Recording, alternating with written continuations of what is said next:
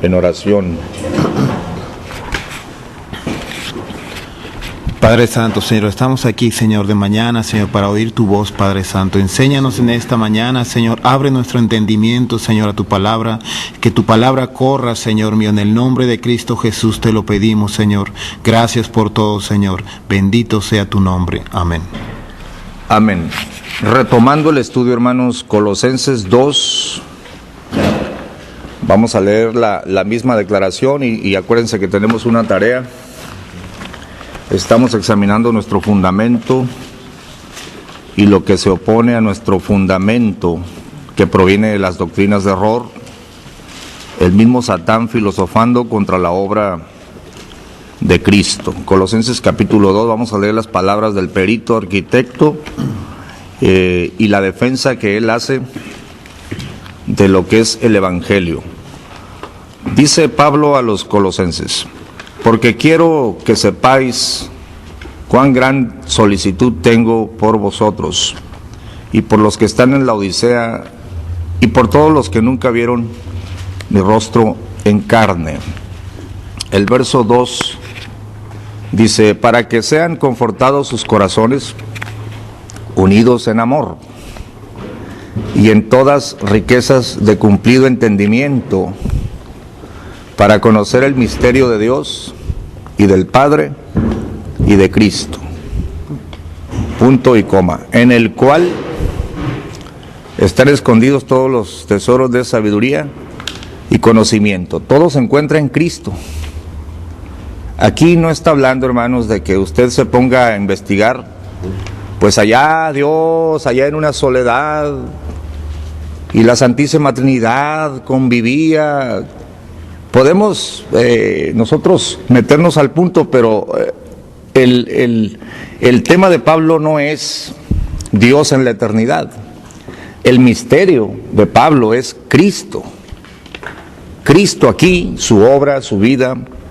En ese misterio están escondidos todos los tesoros de sabiduría y conocimiento. Y esto digo, dice el apóstol, para que nadie os engañe con palabras persuasivas, porque aunque estoy ausente con el cuerpo, no obstante con el espíritu estoy con vosotros, gozándome y mirando vuestro concierto y la firmeza de vuestra fe en Cristo. Por tanto, de la manera que habéis recibido al Señor Jesucristo, fíjese cómo hay un señalamiento, así como ustedes lo recibieron, andad en él, arraigados y sobreedificados en él. Son palabras místicas, ¿verdad? Y confirmados en la fe, así como habéis aprendido, creciendo en ella, conocimiento de gracias. Y luego viene la advertencia, otra vez: mirad que ninguno se engañe por filosofías y vanas sutilezas según las tradiciones de los hombres, conforme a los elementos del mundo, y no según Cristo. 2 puntos. Porque en Él, en Cristo, habita toda la plenitud de la divinidad corporalmente, y en Él, en Cristo, estáis cumplidos, el cual es la cabeza de todo principado y potestad. Ahí están circuncidados, etcétera, etcétera, todo lo demás. Pero voy a la advertencia: mirad que ninguno os engañe. Quiero que sepan, hermanos, que la obra de Cristo es el fundamento de toda la obra de los siervos de Dios. Y quiero que noten que hay una obra de engaño en contra de Cristo y su obra. Fíjense que ninguno los vaya a engañar. Voy a hablar poquito del punto para que usted vea, porque si no las palabras del apóstol se nos quedan como filosofía. Por ejemplo, andad en él. Dice uno, ¿cómo voy a andar yo en Cristo? Cristo dijo que él era el camino, ¿verdad? Un camino literal, pues para mí empieza aquí, entro en el camino, y ando en Él. Pero ¿cómo andar en Cristo? Ahora, edificado y arraigado, ¿cómo me arraigo en Cristo? Y sobreedificado en amor. O sea, las expresiones del apóstol hay que traerlas a la realidad. Y eso es por eso que nos reunimos, para hablar, para preguntar, para decir, hermano, ¿qué significa exactamente lo que el apóstol nos está diciendo? Aquí yo tengo una lista. Después de haber señalado el engaño, tengo 5 elementos: filosofías, palabras persuasivas, vanas sutilezas, tradiciones de los hombres y los elementos del mundo. Todo esto contra Cristo. Lo voy a repetir. Hay una obra contra Cristo y son filosofías, palabras persuasivas, vanas sutilezas, tradiciones de los hombres y los elementos del mundo. Todo esto está en contra de Cristo.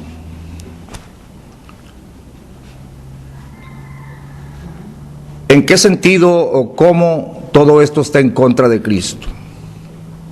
Usted pudiera poner un cuadro a la izquierda: elementos del mundo, y a la derecha una flechita así, Cristo. Los elementos del mundo contra Cristo. Así, hay una oposición, hay una guerra.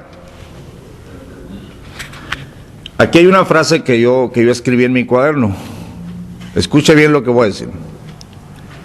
Los maestros mundanos rivalizan contra Cristo. Los maestros, a ver, diga conmigo, los maestros mundanos rivalizan contra Cristo. ¿Qué me refiero yo cuando digo los maestros mundanos? Es lo que está diciendo Pablo. Hay una corriente conforme a los elementos del mundo o del cosmos. El cosmos, la palabra griega que aparece ahí, el cosmos es todos los que hemos venido a la existencia aquí, los que hemos venido a este mundo a través de mujer, nacidos de mujer, estamos aquí en este ámbito. Dijo el Señor, están en el mundo, aunque no son del mundo, pero aquí están. Todo lo que atañe a este sistema, hay maestros conforme a los principios mundanos. No estoy hablando de tomar cerveza, no estoy hablando de ir al cine a mirar una película mundana. Estoy hablando, y es lo que quiero aclarar, porque es lo que Pablo trata de transmitir. Hay maestros mundanos. ¿En qué sentido? En este sentido, aquí tengo unos ejemplos para que quede clara la palabra. Algo filosófico, muy natural, muy mundano, lo tenemos en Marcos 15:30. Quisiera que lo leyéramos. Marcos 15:30. Y hay varios ejemplos en la Biblia para poder entender las palabras del apóstol. Marcos 15:30. La expresión de un hombre muy mundano. La expresión de un hombre le dice al Señor cuando está siendo crucificado: sálvate a ti mismo y desciende de la cruz. Ahora, tenemos en el verso 31 a varios religiosos, maestros de la ley, doctores de la ley, y de esta manera también los príncipes de los sacerdotes, escarneciendo, decían unos a otros, con los escribas, ahí estaban los sabios del momento: a otros salvó, a sí mismo no se puede salvar. El Cristo, Rey de Israel, descienda ahora de la cruz. Quiero que vean, hermanos, yo les pregunto a todos aquí, en esta madrugada, cuando viene el peligro de muerte sobre todos nosotros, ¿cuál es la reacción natural de nosotros? pues salvarnos, incluido yo. Yo no me voy a dejar morir, yo tengo que salvarme a mí mismo. Es lo que dicta la mente en este mundo. La primera obligación de un ser vivo es permanecer vivo. Pero ya tratándose de Cristo, Cristo le dijo a Pedro, miren, el que quiera salvar su vida, la va a perder. Y el que quiera, el que pierda su vida por mí y por causa del Evangelio, la salvará. Esta filosofía de Cristo es la doctrina de Cristo, es la mente de Cristo. La mente mía, no, Señor, ¿cómo de que yo voy a perder la vida? No me gusta, no me conviene, no me acomoda en mi espíritu. Esta es la mente mundana, esta es la mente normal dentro del cosmos. Entonces, la expresión sálvate a ti mismo, quiero que la analicemos un momento. Hablábamos la vez pasada del símil o la figura del hermano Timoteo que me quiere disparar un café en el Starbucks, un café caro. Decíamos que si yo no le creo a lo que él me está ofreciendo, es posible que yo lo estoy menospreciando a él. También es posible que yo lo esté despreciando, no solo menospreciando, sino despreciando. Por otro lado, si yo acepto la palabra que él me está dando, eso habla de que yo confío en él, yo creo en él, lo aprecio, pero hay algo que lo dejé en el tintero para esta clase, y era lo siguiente. Es posible que yo no lo menosprecio, tampoco lo desprecio, pero es posible que yo tenga un espíritu de autosuficiencia y diga, yo no necesito nada de ti. ¿Por qué? Porque yo lo tengo todo. Yo tengo para comprarme un café. No creo que tu ofrecimiento sea bueno, porque en primer lugar yo me lo compro. No ocupo de ti. Esa autosuficiencia es el primer espíritu que se opone a la mente de Cristo. La filosofía que dice, Cristo hizo una obra, pero yo tengo que salvarme yo a mí mismo. Sálvate a ti mismo. Yo necesito hacer algo. ¿Cómo es que yo creo en Cristo y ya por creer voy a ser salvo? No, yo necesito hacer obras, yo necesito salvarme a mí mismo. Esto de sálvate a ti mismo es tan natural que hasta el apóstol Pedro, es tan mundano, está conforme a los elementos del mundo. El ser vivo quiere salvarse a sí mismo. Incluso al Señor le dijeron, bueno, si tú eres el rey de los judíos, desciende de la cruz. Sálvate a ti mismo. El ladrón de la cruz dijo, si tú eres quien dice ser, sálvate a ti mismo y sálvanos a nosotros. Se refería al cuerpo. Bueno, cualquier persona, hermanos, que es engañada por Satán o por el ego de su propia carne y cree muy en el interior de su mente que por su santidad personal o por sus esfuerzos religiosos, él tiene méritos para entrar al reino de los cielos, está rotundamente equivocado.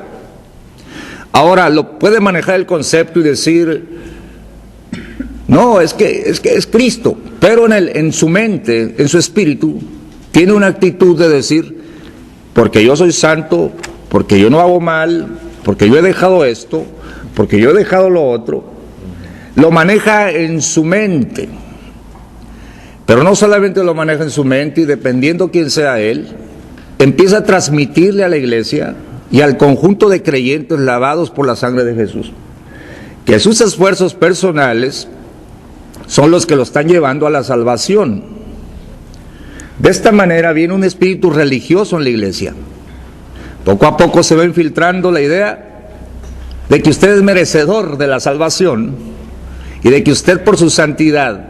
Entonces la iglesia se llena de un espíritu de autosuficiencia que es conforme a los elementos de este mundo y no según Cristo. Eso es lo que quiere decir no según Cristo.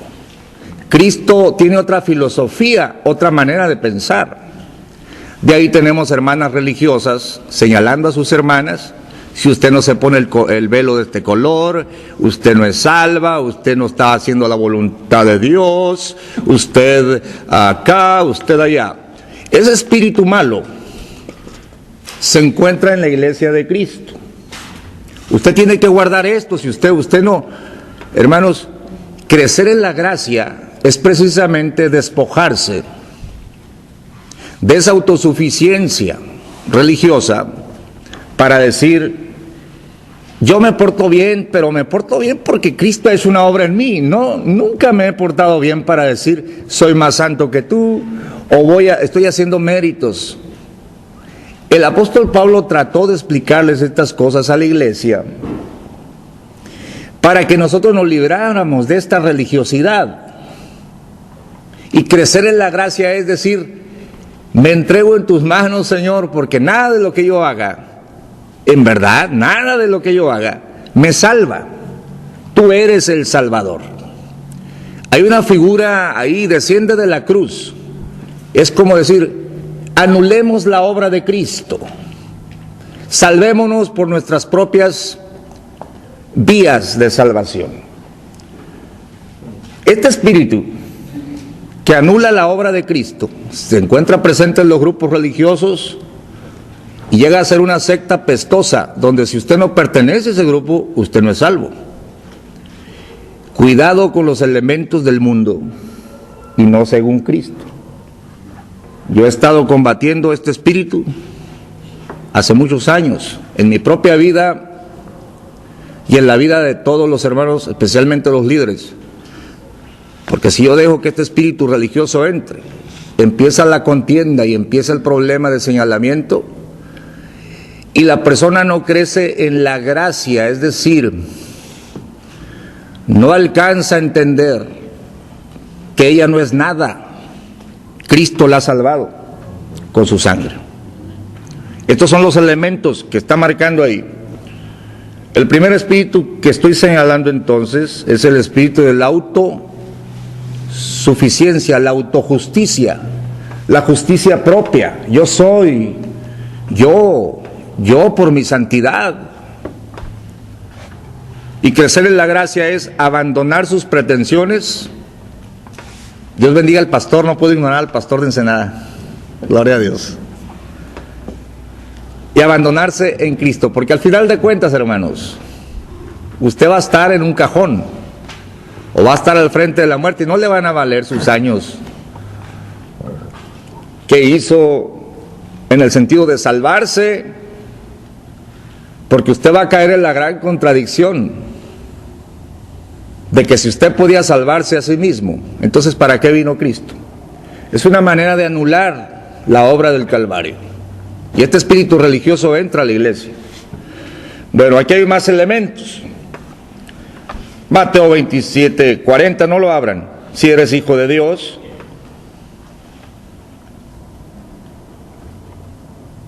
Mateo 16:21, es necesario que yo padezca, y se acerca aquel insigne apóstol que le habían sido prometidas las llaves del reino. Atontado por los elementos del mundo: Señor, no, Señor, en ninguna manera esto te acontezca. ¿Es necesario que me maten? No, Señor. El Señor tuvo que reprenderlo: apártate de mí, ¿qué? Satanás. No conoces lo que es de Dios, sino lo que es de los hombres. La gente así piensa. Por eso es locura que Cristo te salve por gracia, pero no hay manera de salvarse más que aceptar el don gratuito de la salvación. Por eso los ruselistas tienen éxito al plantar la filosofía de sus seguidores: sí, Jehová es Dios, Cristo es el camino, pero al final de cuentas el camino y la vida eterna es que tomes estudios con nosotros. Y finalmente te planto esta idea. ¿Cómo lo agradeces? ¿Cómo demuestras tu agradecimiento? A chambear, testiguito ruselista, a chambear de casa en casa, porque si no, no te vas a salvar en el Armagedón.